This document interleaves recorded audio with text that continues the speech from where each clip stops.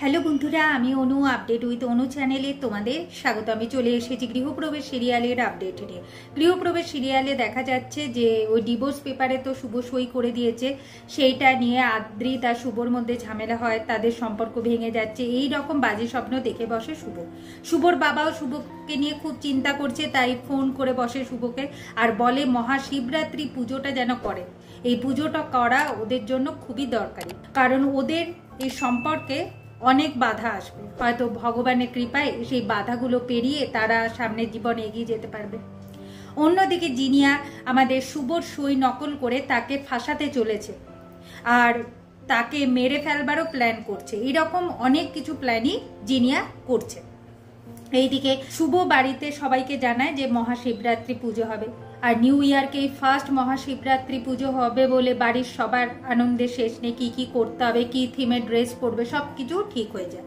সেখানে সেবন্তী আমাদের জিনিয়াকেও ইনভাইট করে বসে। জিনিয়া আসছে, তবে জিনিয়া আসার আগে একজনের সাথে প্ল্যান করছে যে কিভাবে শুভকে বিপদে ফেলা যায় আর শুভর সইটা নকল করা যায়।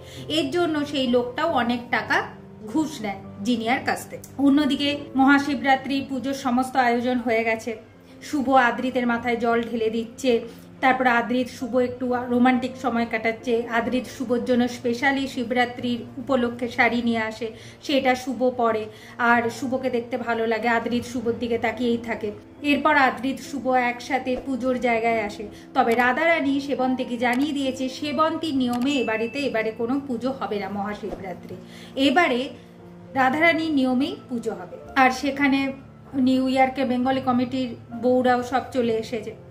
আগামী পর্বে দেখা যাচ্ছে যে যখনই শুভ আর আদ্রিত বাবার মাথায় জল ঢালতে যাবে, ঠিক সেই সময় জিনিয়া ওয়েস্টার্ন ড্রেসে রয়বাড়িতে এসে উপস্থিত হয়।